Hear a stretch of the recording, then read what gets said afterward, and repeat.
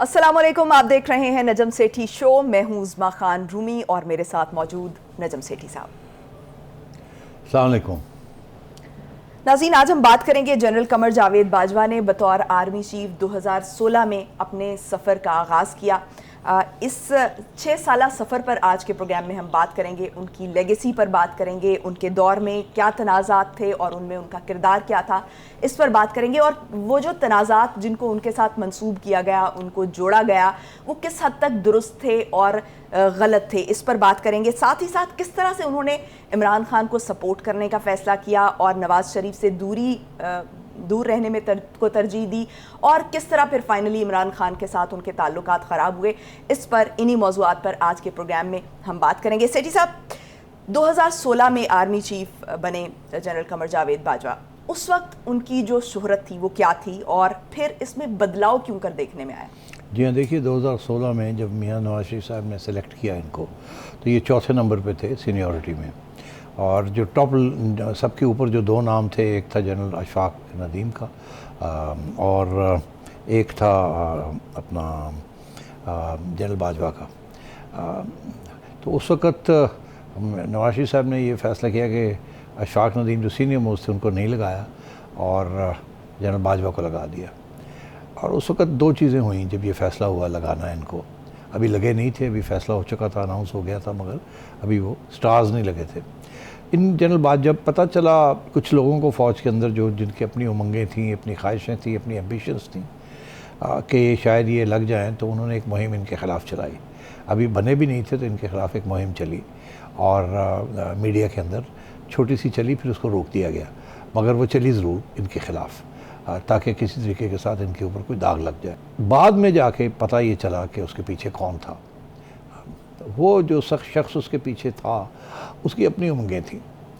वो थे DGISI उस वक्त के रिजवान अख्तर साहब। कहना ये है कि रिजवान अख्तर साहब उस वक्त DGISI थे। उनका ये ख्याल था कि अगर बाजवा बन गए तो ये चौथे नंबर पे हैं, तो फिर उनकी बारी नहीं आएगी। उससे पहले जब रिटायर होंगे तो उससे पहले वो फारग हो जाएंगे, क्योंकि जो सीनियर मोस्ट हैं वो तो वैसे रिज़ाइन कर जाएंगे, चले जाएंगे। उनकी ये ख्वाहिश थी कि जनरल अशफाक बने, और जब अगले उनके 3 साल के अंदर बाजवा की भी छुट्टी हो जाएगी और की भी हो जाएगी और जनरल रिजवान की बारी आनी शुरू हो जाएगी। तो उन्होंने फिर ये, और जनरल बाजवा जब बन गए तो उन्होंने इंक्वायरी की तो पता चला कि ISI की तरफ से, जो उस वक़्त के सरबराह थे जनरल रिजवान अख्तर, उनकी तरफ से ये इस किस्म की कुछ मुहिम चलाई गई थी। अच्छा। तो जैसे ही फिर जनरल बाजवा आए, जनरल बाजवा ने रिजवान अख्तर को ISI से निकाल के नेशनल डिफेंस यूनिवर्सिटी भेज दिया, और बड़ी जल्दी वहाँ से उनके ऊपर करप्शन के चार्ज लगा के और उनको फ़ौज से बाहर निकाल दिया। तो ये आम लोगों को ये पता नहीं है कि जनरल बाजवा के ख़िलाफ़ आने से पहले ही एक साजिश हुई थी, और उसके ऊपर भी एक जर्नल की पर्सनल एम्बिशंस के बारे में ये थी। मैं इसलिए ये बात कर रहा हूँ कि आगे भी जो कहानी बनती है उसके ऊपर जर्नलों की जो उमंगें हैं, अपनी पर्सनल एम्बिशंस हैं, वो सामने आती हैं, और इंस्टीट्यूशनल इंटरेस्ट और कॉन्स्टिट्यूशनल इंटरेस्ट कभी कभी पीछे हट जाते हैं। तो ये इसमें role of the individual in history जो है उसके ऊपर भी रोशनी फिर हम डालते हैं कि लोगों की अपनी जो ख्वाहिश होती है वो कैसे आइन को भी धज्जियाँ उड़ा देती है और इंस्टीट्यूशनल इंटरेस्ट को भी, क्योंकि वो अपने आप को बढ़ाना चाहे। तो ये पहला केस था, जनरल बाजवा ने टेस्ट किया इस चीज़ को। उसके बाद क्या हुआ कि जनरल बाजवा बन गए, रिजवान अख्तर की छुट्टी हो गई, कंसोलिडेट हो गए। जनरल अशफाक नदीम जो थे वो रिटायर हो गए, उसके बाद वफात पा गए वो कुछ अरसे के बाद। He was a great officer, solid officer. मगर जनरल बाजवा के बारे में नवाज शरीफ साहब का ये ख्याल था, बड़े खुले डुल्ले ने, कोट अनकोट ये लफ्ज़ मैंने सुने थे किसी के मुंह से, कि जनरल बाजवा खुले डुल्ले ने और बिल्कुल सियासत में इंटरेस्ट नहीं लेते। इसलिए 2014 के धरनों के भी खिलाफ थे ना। तो अब उससे पहले हमें ये भी बताया गया था कि रहील शरीफ साहब भी बड़े खुले डुल्ले हैं, और वो मगर उन्होंने भी जो फिर रोल अदा किया वो बड़ा नेगेटिव किस्म का था, धरने सपोर्ट किए वगैरह। और आखिरी वक्त तक उनकी कोशिश रही, जाने से पहले भी, कि वो नवंबर में गए ना 2016 में, तो 2 अक्टूबर तक तो वो कोशिश करते रहे किसी तरीके के साथ धरना कामयाब हो जाए या नवाज शरीफ साहब जो है वो इसकी छुट्टी हो जाए। और आपको याद है कि नवाज शरीफ साहब ने उनको बुला के ये इल्ज़ाम भी लगाया था कि आपका जो DGISI है ज़हीरुल इस्लाम, वो मेरे ख़िलाफ़ गड़बड़ कर रहा है और मेरे पास टेप रिकॉर्डिंग भी है और इसके ख़िलाफ़ एक्शन लें। तो जो DGISI उस वक़्त का थे, उनका भी एक रोल था डिस्टेबलाइजेशन में। जनरल रहील भी उनके कैदी बन गए एक किस्म के, हालांकि उनकी था नहीं, इंक्लिनेशन नहीं थी, मगर DGISI उनको चला रहे थे उस वक्त। और जब वो फिर रहील शरीफ भी फारग हो गए, ज़हीरुल इस्लाम भी फारग हो गए, और नए DGISI रिजवान आ गए इस तरफ, उधर ये आ गए, फिर रिजवान साहब को निकाल दिया गया। तो शुरू में ही ये इस किस्म की चीज़ें बिहाइंड द सीन्स चल रही थी, ये आगे जाके और भी बढ़ती हैं, मैं एक्सप्लेन करता हूँ। तो जनरल बाजवा जब पैनामा हुआ, उस वक्त तक तो ये बिल्कुल न्यूट्रल थे। ये जब सब कोर कमांडर कोर हेडक्वार्टर्स मिलने गए अपनी अपॉइंटमेंट के बाद, नॉमिनेशन के बाद, तो एक आध जगह पे इनको सवाल भी पूछा गया कि क्योंकि इन्होंने उस वक्त ये मौक़िफ़ इख्तियार किया हुआ था कि फ़ौज का कोई रोल नहीं है सियासत में। हर जगह पे जाके यही कहते थे कि we are loyal to the government, हम आइन के मुताबिक चलेंगे, हम किसी जगह पे भी कोई मुदाखलत नहीं करेंगे। हर जगह पे ये लेक्चर दिया उन्होंने। तो इनके इरादे भी अच्छे थे, नेक थे और सही बातें भी कर रहे थे। मगर एक आध जगह पे किसी जूनियर अफसर ने इनको चैलेंज भी किया कि देखिए आप जिसकी बात कर रहे हैं कॉन्स्टिट्यूशन की, इसकी उसकी मुदाखलत नहीं करनी, मगर देखें वहाँ चोर बैठे हुए हैं, ये है वो है फलाना। तो थोड़ा से ये हिल भी गए थे कि अच्छा ऐसे भी सेंटिमेंट है वहाँ, जो कि लोग खड़े होकर इनसे पूछ रहे थे। तो एक छोटा सा काउंटर प्रेशर भी इन पे आना शुरू हो गया कि आप इतना भी ना आगे बढ़ के हुकूमत के हामी बने, और ये कि जमहूरियत शूरियत, आप ज़रा पीछे हट के रहें, ये गड़बड़ भी हो सकती है। तो ये थोड़े केयरफुल भी हो गए। शुरू में बड़े एक्सपेंसिव थे, नहीं जी सियासत में हमने हिस्सा नहीं लेना, हमारा रोल बड़ा ये है वो है। उसके बाद पैनामा हो गया 2017 में, आपको याद है। जब पैनामा हुआ तो उसमें एक बड़ी इंटरेस्टिंग चीज़ हुई, आज मैं ये रिवील करने लगा हूँ, किसी को इस बात का पता नहीं, मैं इसलिए कह रहा हूँ कि ये जनरल बाजवा ने मुझे खुद एक कॉन्वर्सेशन के अंदर ये बात बताई थी। हुआ ये कि पाकिस्तान ने चैम्पियंस ट्रॉफ़ी जीती थी, आपको याद होगा। मैं उस वक्त PCB में कुछ करता धरता था, तो जनरल बाजवा की तरफ से, बिकॉज क्रिकेट के बड़े शौकीन हैं, तो एक इनविटेशन आया कि टीम को मेरे पास लेके आए, मैंने भी उनको इनाम वाम देना है। उसके उस वक्त नेवी चीफ़ ने भी बुलाया था टीम को, आर्मी चीफ़ ने भी बुलाया था, फिर प्राइम मिनिस्टर साहब ने भी, नवाज शरीफ साहब ने भी बुलाया था, और तोहफे इनाम वाम दिए थे। तो मुझे आया कि जी वो टीम को लेके आए, तो मैं ले गया अपनी टीम को वहाँ GHQ। वहाँ जनरल बाजवा के साथ गपशप हुई, तो मुझे उस वक्त उन्होंने एक बात कही। अब मुझे एहसास इस बात को हुआ कि वो थोड़े गिल्टी फील कर रहे हैं, क्योंकि नवाज शरीफ के ऊपर प्रेशर आ रहा था कि पैनामा हो चुका था, ठीक, और गड़बड़ हो रही थी कि अब क्या होगा, इंक्वायरी होगी नहीं होगी। और नवाज शरीफ साहब ने ये कहा था उस वक्त कि जी मैं सुप्रीम कोर्ट को कहता हूँ कि इंक्वायरी कमीशन बनाएं, मुझे चेक करें। पार्लियामेंट के अंदर खड़े होकर ये बात कही थी, और उस वक्त फिर सुप्रीम कोर्ट ने भी ये टेकअप कर लिया और कहा जी हम बनाते हैं। उसके अंदर सुप्रीम कोर्ट ने कहा कि एक JIT बनेगी जिसके अंदर एक MI से बंदा आएगा और एक ISI से भी आएगा, ठीक। मुझे याद है कि जनरल बाजवा ने उस वक्त ये सोचा कि हमें इसमें इन्वॉल्व नहीं होना चाहिए इस JIT में, और उन्होंने अपने जज एडवोकेट जो होते हैं फ़ौज के, उनको कहा कि भाई हमें ये जो सुप्रीम कोर्ट ने कहा है तो तुम खतवत बनाओ कि हमारा काम नहीं है ये JITs में, इस किस्म की JITs में, तो हम नहीं इसमें हिस्सा लेना चाहिए। वो दूर रहना चाहते थे, वो इन्वॉल्व नहीं होना चाहते थे। ये जो एक नया ड्रामा शुरू हो गया था नवाज शरीफ के साथ के ख़िलाफ़, तो उनको जो एडवाइस मिली जज एडवोकेट जनरल से, वो ये थी कि नहीं, आप सुप्रीम कोर्ट का ऑर्डर है, आप नहीं ये कह सकते कि हम नहीं हिस्सा लेंगे अवार्ड, तो हमें देने पड़ेंगे। तो इन्होंने फिर कहा कि मैं तो नहीं देना चाहता था, मगर मुझे फिर ये एडवाइस आई, तो फिर हमें देने पड़े बंदे। तो मुझे एकदम एहसास हो गया, बातों बातों में ये बात है, मुझे ये एहसास हुआ कि ये चाहते हैं कि ये मैं नवाज शरीफ को कन्वे करूं, इसीलिए मुझे ये बता रहे हैं कि मेरा तो नहीं था, मैं तो, और तो मतलब है कि तो उस वक्त भी नरम रवैया था इनका नवाज शरीफ के साथ, मगर प्रेशर में आ रहे थे। फ़ौज के अंदर से भी प्रेशर था, जो सुप्रीम कोर्ट से भी प्रेशर था, और तो ये थोड़ा सा पीछे हट रहे थे, मगर खुश नहीं थे, मगर पीछे हट रहे थे।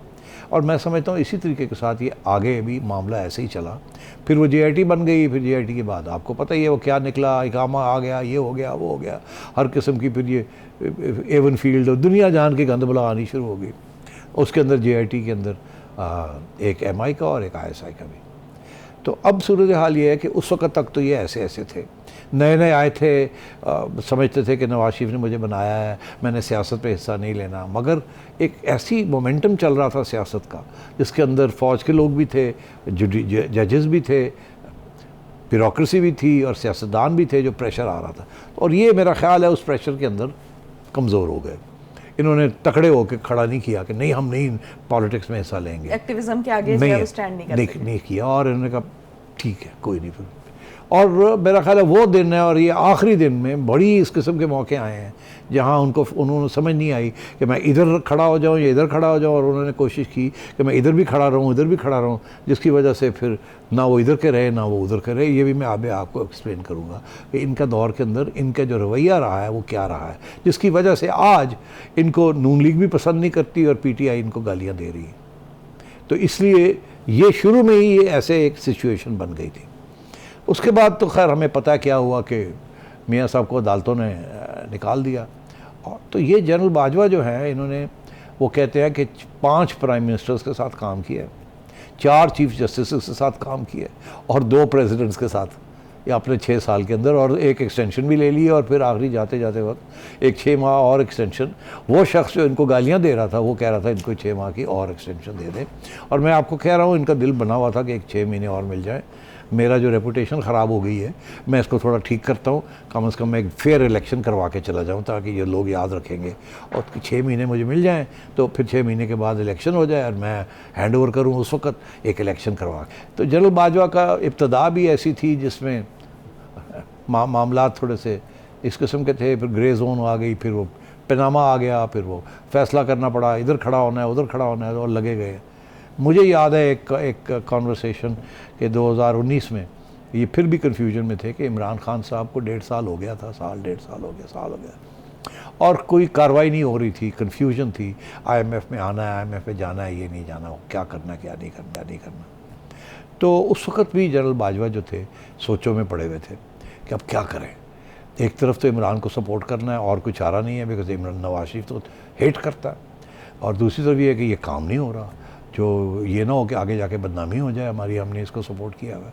उस वक्त भी इनके जहन के अंदर ये बात चल पड़ी थी। ये मैं आज आपको बता रहा हूँ, मेरी जनरल बाजवा से मुलाकात हुई थी लंदन में 2019 में। ये आए हुए थे किसी काम से, मैं भी वहाँ था, तो मैंने देखा कि बड़े he was in charge, he was in command of everything, मगर इनके जहन में जो मैंने एहसास किया, जो मुझे एहसास हुआ कि परेशान थे कि ये डिलीवरी नहीं दे रहा है इमरान खान, तो हमारे पास ऑप्शंस क्या हैं। तो उस वक़्त मुझे ऐसे सेंस किया कि ये ऑप्शंस जब सोचते हैं तो उस ऑप्शन के अंदर शहबाज शरीफ तो एक्सेप्टेबल है क्योंकि वो एडमिनिस्ट्रेटर है और वो काम करता है और मईशत वगैरह संभाल लेगा, तो नवाज शरीफ का क्या किया जाएगा। और PTI के अंदर अगर अंदर से कोई तब्दीली आती है तो वो जो तब्दीली आएगी वो फिर इमरान के बगैर कैसे कौन चलाएगा PTI को, कोई चला सकता नहीं है, इमरान चलने नहीं देगा। शाह महमूद कुरैशी कमज़ोर आदमी है, कोई खड़ा नहीं होगा। असद जो है वो कंफ्यूज्ड है और वो वैसे भी उसकी कोई शोहरत नहीं है, कोई ऐसी अहमियत नहीं है।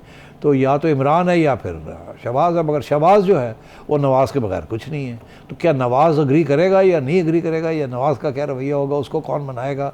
वो ये है कि वो तो बहुत मुश्किल है नवाज़ को मनाना, तो फिर ठीक है इसी के साथ चलते हैं। इस किस्म का मुझे इम्प्रेशन मिला। तो ये मैं आपको बता रहा हूँ वो बातें जो आज तक नहीं हुई, जिसके साथ आपको समझ आएगी कि वो जो उनका रास्ता 6 साल का है उसके अंदर क्या अप्स एंड डाउन्स आए, उनके जहन में क्या चीज़ गुजरी होगी या नहीं गुजरी, और उन्होंने क्या फैसले किए या करवाए गए उनसे। तो ये तो उनकी इब्तदा की बात है, पहले 16 से लेके 19 तक। हाँ, उसके बाद तो फिर और बहुत सी बातें हुई हैं विच वी कैन डिस्कस, मगर इसमें कोई शक नहीं है कि जब ये एक्सटेंशन की बात आई तो ये और आई ना ये एक्सटेंशन की बात, तो उसी वक्त का मैं ये हवाला दे रहा हूँ कि इनको ये सोचना शुरू कर दिया था एक्सटेंशन का, कि एक्सटेंशन अब मिलनी है नहीं मिलनी, लेनी है नहीं लेनी। और देखिए एम्बिशन तो थी, उमंग तो थी कि मैंने एक्सटेंशन लेनी है। उस वक्त जो इनका जो अकट हुआ वो जनरल फैज़ के साथ हुआ। अब जनरल फैज़ का भी इंटरेस्ट ये था कि इनको अगर एक्सटेंशन मिल जाती है तो फिर इनकी एक्सटेंशन के बाद मैं वो 5वें नंबर पे आ जाऊंगा, 4थे नंबर पे आ जाऊंगा, ठीक, मैं उस लिस्ट में आ जाऊंगा। और अगर इमरान खान पावर में हुआ तो वो मुझे सेलेक्ट कर लेगा। उसके लिए मुझे 2 काम करने हैं, एक तो बाजवा के साथ इसकी एक्सटेंशन करवानी है, और दूसरा ये है कि उस वक्त ये DGC थे, ये ISI बनना है, मैंने ISI का चीफ भी बनना है ताकि इमरान को मैं सस्टेन कर सकूं और इमरान को अगली इलेक्शन में जिताऊं। जब अगली इलेक्शन जीतेगा तो फिर उसके बाद मेरी बारी आएगी, फिर मैं 5-6 साल मैं काट जाऊंगा और इमरान भी काट जाएगा, बाजवा के भी 6 हो जाएंगे, मेरे भी 3 से 6 हो जाएंगे, इमरान भी रह जाएगा। तो तीनों के इंटरेस्ट जो थे वो कोइंसाइड कर गए और बाजवा साहब और जनरल फैज़ का इकट्ठ हो गया। दोनों के जो एम्बिशंस थे वो मिलते थे। अच्छा, तो बाइंडिंग फोर्स ये थी। बाइंडिंग फोर्स ये थी। इसके अलावा कुछ रिश्तेदारियां भी निकली वाया बाजवा साहब के जो ससुर हैं, उनके भी जनरल फैज़ हमीद के वालिद के साथ बड़े तल्लुकात थे और उन्होंने भी एक अच्छा रोल अदा किया इन दोनों को इकट्ठा करने में और इकट्ठा रखने में।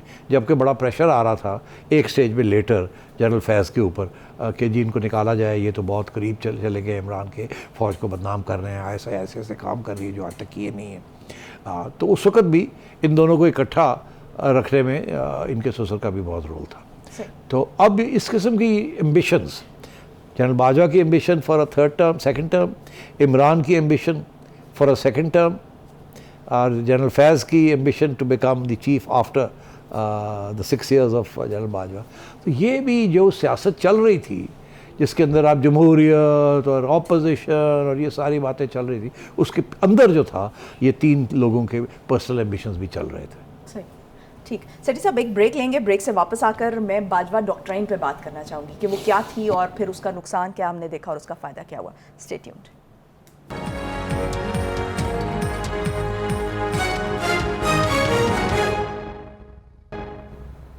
ब्रेक के बाद खुशामदीद। सेठी साहब, अभी आपने कहा एक्सटेंशन का कि एक्सटेंशन उस वक्त मतमा नज़र बन चुकी थी, तो ये तो समझ आती है कि इमरान खान जो हैं वो उन्होंने तो सपोर्ट करना ही था बाजवा की एक्सटेंशन को, लेकिन नून लीग पर ऐसे क्या प्रेशर्स थे कि नून लीग भी उनको सपोर्ट करने पे मजबूर हो गई? देखिए, मेरा ख्याल है नून लीग को इतना तो पता चल गया था कि बाजवा साहब जो हैं वो एक मजबूरी के तहत और अपनी उमंगों के ज़रिए, अपनी एम्बिशन के ज़रिए वो इमरान खान के कैंप में चले गए हैं। मगर ये नहीं है कि वो नून लीग के कैंप से या नवाज़ शरीफ से दूर हो गए हैं, अभी भी कोई सॉफ्ट कॉर्नर रखते हैं नवाज़ शरीफ के लिए। और यही इसी किस्म की इशारा भी हुआ था जनरल बाजवा की तरफ से कि अगर आप मुझे सपोर्ट करेंगे तो मैं मतलब है कि मैं न्यूट्रलिटी की तरफ जाने की कोशिश करूँगा। अगर इनको ये पता ना होता तो ये कभी ना करते। तो नून लीग को भी फिर शहबाज शरीफ साहब ने और ख्वाजा आसिफ साहब ने आके नवाज शरीफ को समझाया कि आप हमें चाहिए गेम में रहने के लिए, लचक का मुजाहिरा करें, लचक का। और ये कि अगर हमने इसको अपोज़ किया तो फिर को तो ये बिल्कुल ही बाजवा जो है ये वो चला जाएगा उधर, हमारे लिए गुंजाइश ही कोई नहीं होगी। आगे बड़ी अभी कशमकश होनी है इसके, और फ़ौज के अंदर भी कुछ थोड़ी सी बेचैनी है कि इमरान खान डिलीवरी नहीं दे रहा, हालांकि सपोर्ट भी बढ़ा है मगर। और बाजवा को आइसोलेट ना करें, उसके साथ रब्ता रखें, ये ना हो कि उसके साथ भी रब्ता ख़त्म हो जाए और फिर फैज़ फुली पावरफुल हो जाए, फिर तो बिल्कुल हम फारग हो जाएंगे। तो और इसको एक्सटेंशन तो मिल ही जानी है, तो उससे बेहतर ये है कि हम भी सपोर्ट करें ताकि हमारी गेम जो है अगर हमने आगे चलानी है तो इसी के ज़रिए चलानी है, तो कोई रास्ता तो रहे। नहीं तो अगर हमने इसको अपोज़ किया तो फिर तो सारे दरवाजे बंद हो जाएंगे।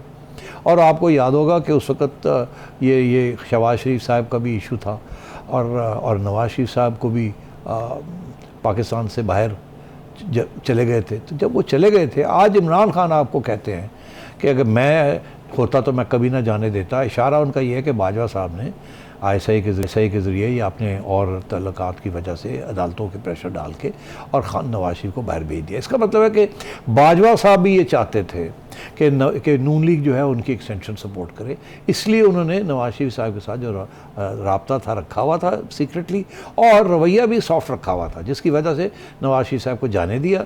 और शहबाज शरीफ साहब जो थे उनके साथ भी बिहाइंड द सीन्स बातें शुरू हो चुकी थी कि भाई, और वो तो जाहिर है बाजवा साहब तो चाहते थे कि किसी तरीके के साथ मैं कंट्रोवर्शियल ना बनूं, इनको मैं कुछ ना कुछ क्रम्स देता रहूं ताकि उम्मीद रखता रहूं ये रखें, ये ना हो कि ये भी मेरे ख़िलाफ़ हो जाए। वो स्टेज आई जबकि बिल्कुल जब पता चला नवाज शरीफ साहब को कि उनके साथ हाथ हो गया और ये जो एक्सटेंशन वाला फ़ैसला था ये तो उनके हक़ में नहीं गया और बाजवा साहब तो अब बिल्कुल इमरान के साथ लग गए हैं। तो फिर जब वो आपको याद होगा कि नवाज शरीफ साहब ने फैज़ का नाम लिया और जनरल बाजवा का नाम लिया एक जलसे में और कहा कि ये देखें ये क्या कर रहे हैं, तो नवाज शरीफ साहब भी मेरा ख्याल है फील कर रहे थे कि बिट्रेयल, भैया आपने हमने आपको एक्सटेंशन दिलवाई, आपको हमने चीफ बनाया, आपने मुझे निकाला भी, इसका ये मतलब था कि कुछ बातचीत चल रही है कुछ, तो अब आपने जाके तो बिल्कुल अबाउट टर्न करके बिल्कुल ही इमरान खान के साथ हो गए और अब हम हमारे लोगों को जेलों में डाल रहे हैं। आपको याद होगा खान ने फिर शुरू कर दिया तो सबको जेलों में डालना। और जो अंडरस्टैंडिंग हुई थी वो ये थी कि नवाज शरीफ साहब चले जाएंगे और उसके बाद मरीम भी चली जाएंगी, मगर मरीम को रोक लिया खान साहब ने। और लंदन में ये थी कि यार ये क्या हुआ, तो फिर वो सॉफ्ट कॉर्नर उस वक्त बाजवा साहब का कहाँ गया? हाँ, वो मेरा ख्याल है खान साहब कहते हैं ना कि फिर खान साहब ने प्रेशर बाजवा साहब के ऊपर कि आप तो सपोर्ट नहीं कर रहे, मैं तो इनको सबको अंदर करना चाह रहा हूँ और आप इनको अदालतों के ज़रिए इनको छुट्टी मिल रही है। इशारा यही था कि आप अदालतों को कह रहे हैं, नहीं तो मैं जब कहूँ तो वो अदालतें तो मेरी बात मानेंगी। मगर और नैब का भी यही था कि नैब जो केसेस थे वो जा कहीं नहीं रहे थे। अभी भी खान साहब इल्ज़ाम लगा रहे हैं कि नैब इनके पास थी, मेरे पास तो नहीं थी, कुछ भी नहीं हुआ, ये नहीं, इन्होंने सपोर्ट नहीं किया। तो वो इल्ज़ाम जो है उसमें कुछ वज़न है। बाजवा साहब की अपनी जो पर्सनल एम्बिशंस थी और जो ओरिजिनल सॉफ्ट कॉर्नर था नवाज शरीफ के लिए वो बरकरार रहा। दोनों चीज़ें साथ साथ चलती रहीं। और यहाँ तक कि जब नवाज शरीफ साहब बाहर गए, मगर उसके बाद फिर इमरान ने रोक लिया, मरीम को नहीं जाने दिया। तो उस वक़्त फिर ये ऐसे लगा नवाज शरीफ साहब को कि शायद एक अंडरस्टैंडिंग हुई थी कि आप ये विच हंट नहीं करेंगे, आप रोकेंगे। वो तो हुआ नहीं, आपने मरीम को भी रोक लिया। तो फिर गुस्से में फिर मियाँ साहब ने कहा बहुत हो गया, इन्होंने अटैक किया। जब वो अटैक किया तो ये सारा GHQ हिल गया। ये पहली दफ़ा किसी ने नाम लेके इतने हाई लेवल ऑफिशियल्स को टारगेट किया और एक पूरी लहर, सारी नून लीग भी हिल गई, अवाम भी हिल गई और लोगों ने कहा यार गल तो सही कह रहे हैं, ऐसे सारा वही करते पे। वो पहली दफ़ा इनके ऊपर फोकस आया, हिल गए। फैज़ तो नहीं हिले मगर बाजवा साहब हिल गए। और उस वक़्त फिर फ़ौज के अंदर एक बेचैनी शुरू हो गई कि शायद हम इमरान की तरफ बहुत आगे बढ़ गए हैं और वो डिलीवरी भी नहीं दे रहा और अब हमें अपोजिशन भी गालियां दे रही है। और ये भी वाज़े हो गया था कि ये कामा के ऊपर डिस्क्वालीफाई करना, सुप्रीम कोर्ट भी बदनाम हो रहा था, साकिब निसार भी बदनाम हो रहा था, आसिफ खोसा भी बदनाम होना शुरू हो गया मीडिया के अंदर। तो ये सारी चीज़ें शुरू होने हो गई थी। तो उस स्टेज पे फिर ये मेरा ख्याल है ये फ़ैसला 2021 में बाजवा साहब कहते हैं कि हमने फरवरी में इंस्टीट्यूशनल फ़ैसला ये किया कि हम थोड़ा दूर पीछे हटना चाहते हैं। और जब ये पीछे हटे तो उस वक़्त क्या हुआ, उस वक़्त ये हुआ कि सेनेट के इलेक्शंस थे। सेनेट के इलेक्शंस के अंदर यूसुफ रज़ा गिलानी जीत गए और इमरान खान का कैंडिडेट शेख साहब जो फाइनेंस हफीज़ शेख साहब वो हार गए। इमरान खान ने इल्ज़ाम लगा दिया इन पर, कहा ये क्या हुआ, आपने तो मेरा कैंडिडेट जिताना था, तो आप पे तो कैमरे लगाए हुए हैं, ये किया हुआ है, वो किया हुआ है, जनरल फैज़ ने सब कुछ किया हुआ था।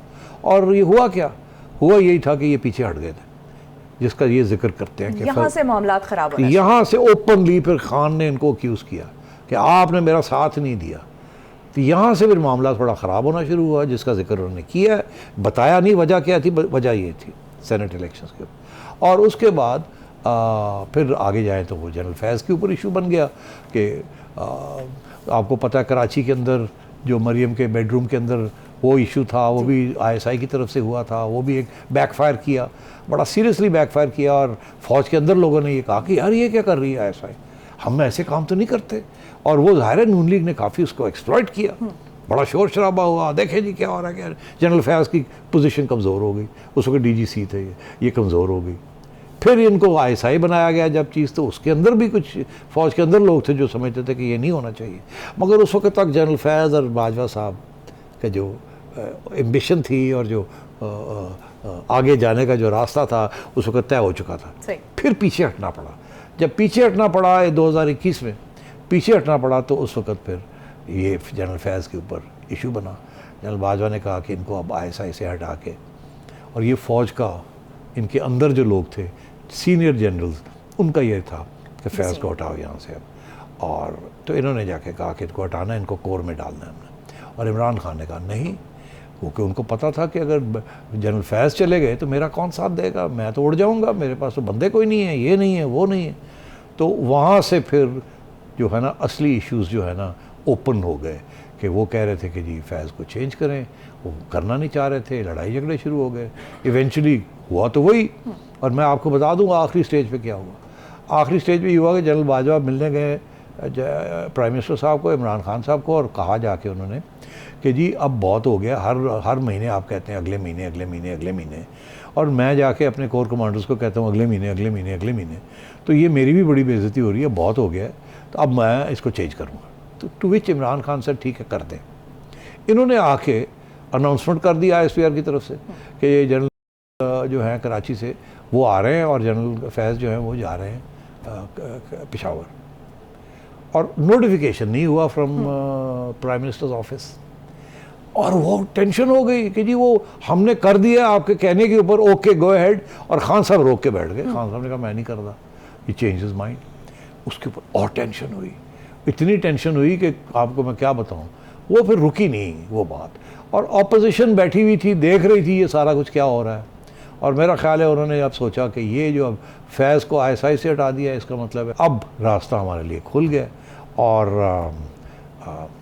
उन्होंने फिर आपस में बैठ के ये फ़ैसला किया कि अगर ये थोड़े बहुत न्यूट्रल भी हो गए हैं और दूर हो गए हैं या होना चाह रहे हैं, इसको एक्सप्लॉइट करना चाहिए और वोट ऑफ नो कॉन्फिडेंस की तैयारी करनी फाइनली जो है वो नो कॉन्फिडेंस और no vote of no confidence की तैयारियां नवंबर में, जैसे ही जनरल फैज़ पेशावर गए तो इन्होंने नवंबर दिसंबर में वो तैयारियां शुरू कर दी। इनको 4 महीने लगे उसको पूरा करने में। ठीक है, उस पर भी इमरान खान साहब जो है वो इल्ज़ामात लगाते हैं कि अगर ये साथ ना देते तो ये कभी भी कामयाब ना होती है अदम एतमाद की तहरीक। इस पर बात करेंगे, स्टे ट्यून्ड।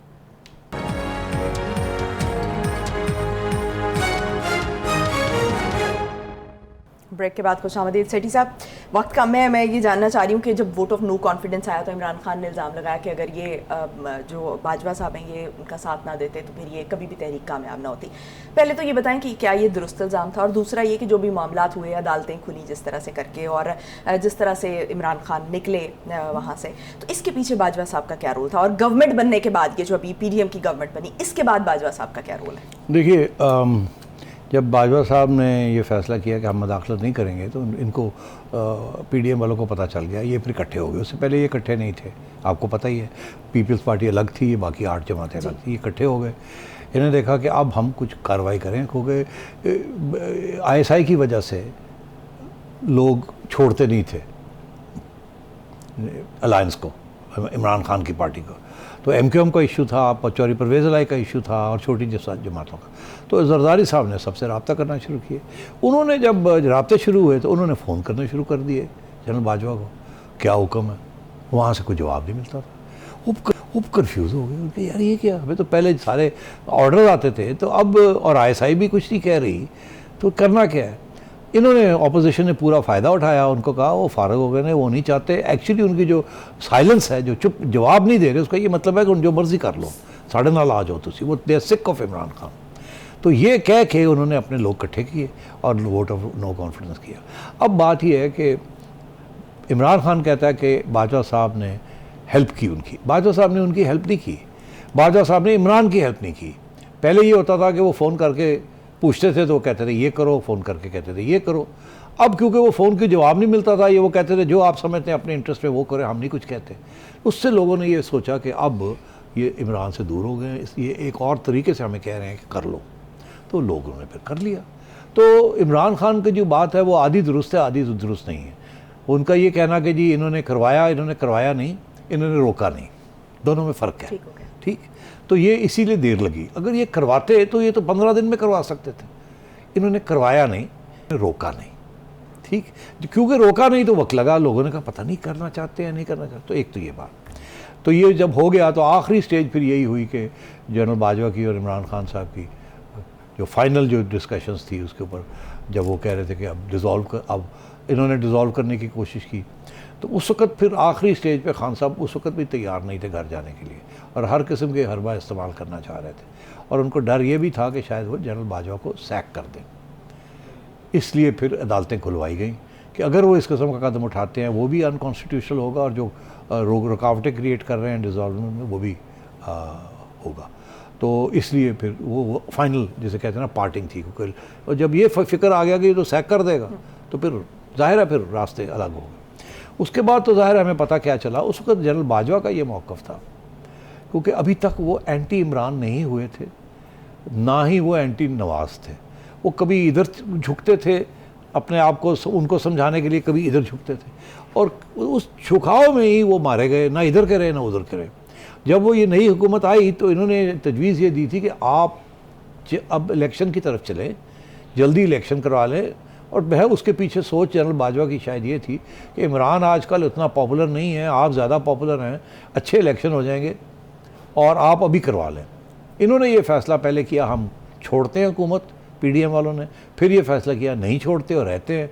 जब वो रह गए तो बाजवा साहब ने कहा अब ठीक है, अब वो रह गए हैं तो फिर IMF प्रोग्राम करें। फिर इनको वो करना पड़ा और ये अनपॉपुलर हो गए। फिर इनको समझ आई कि ओहो मारे गए हम, मगर उस वक्त तक तो पानी सर से चला गया था और इमरान खान साहब की पॉपुलैरिटी वापस बढ़नी शुरू हो गई, जिसके साथ आपने देखा इस पीरियड के दौरान रिटायर्ड अफसर्स, ये वो फ़ौज के अंदर बड़ी बेचैनी हो गई कि ये तो बड़ा पॉपुलर आदमी है, हमने क्या किया है, ये हमारी लीडरशिप ने क्या किया है एंड सो ऑन। तो फ़ौज के अंदर से भी जब बाजवा के ऊपर प्रेशर आना शुरू हो गया, उधर से खान साहब ने अटैक करना शुरू कर दिया, उधर से ये पीडीएम की गवर्नमेंट जो थी ये कामयाब नहीं रही। तो इस सूरत में आखिरी स्टेज तक मैं आपको बताऊं, इनकी ये कोशिश रही कि किसी तरीके के साथ मेरे जाने से, घर जाने से पहले ये दोनों साइड्स जो हैं मिल के बात कर लें, कोई रास्ता ढूंढने, इलेक्शंस की तरफ चलें। कम से कम जब मैं जाऊंगा तो तारीख में ये लिखा जाएगा कि ठीक है बाकी बातें अपनी जगह पे, मैं जाते जाते इलेक्शन करवा गया, एक फ्री एंड फेयर इलेक्शन करवा गया, एक लेवल प्लेइंग फील्ड कर गया। तो और नवाज शरीफ साहब को भी आ गई है, मगर वैसे हुआ नहीं, क्योंकि आमतौर पे ऐसे होता नहीं है। सियासत बड़ी ख़तरनाक किस्म की चीज़ है। और आखिर में यही हुआ कि ना वो इधर करे ना वो इधर करे, दोनों तरफ से गाली पड़नी शुरू हो गई, कोई इनको ट्रस्ट नहीं करता था। आखिरी स्टेज पे इन्होंने जाते जाते कोशिश की कि किसी तरीके के साथ जनरल सायर को आर्मी चीफ बना दिया जाए। वजह कि इमरान खान उनको सपोर्ट कर रहे थे, जनरल सायर को, और जनरल आसिम को नवाज शरीफ साहब कर रहे थे। इनका ये ख्याल था कि जाते जाते भी वो इमरान खान को जाते जाते इनका ये ख्याल था कि इनको जो ख़तरा था वो नवाज शरीफ से नहीं है, उनको ख़तरा था इमरान से, क्योंकि पीटीआई ने इनको गाली दी थी, अभी भी पीटीआई गाली दे रही है, नून लीग तो कुछ नहीं कह रही। इनको ये था कि मैं अगर चला गया तो मेरे पीछे तो मुझे गाली पड़ेगी और वो पीटीआई से पड़ेगी। न्यूट्रलाइज़ करने का ये तरीका कि खान साहब को जाते जाते अगर मैं इलेक्शन नहीं दे सका तो मैं एक ऐसा आर्मी चीफ दे जाऊं जो कि इनके थोड़ा बहुत हामी हो और नवाज़ के इतना थोड़ा सा खिलाफ हो या टिल्टेड उसकी इस तरफ हो, तो शायद खान साहब फिर मुझे गाली देना बंद कर देंगे। अच्छा।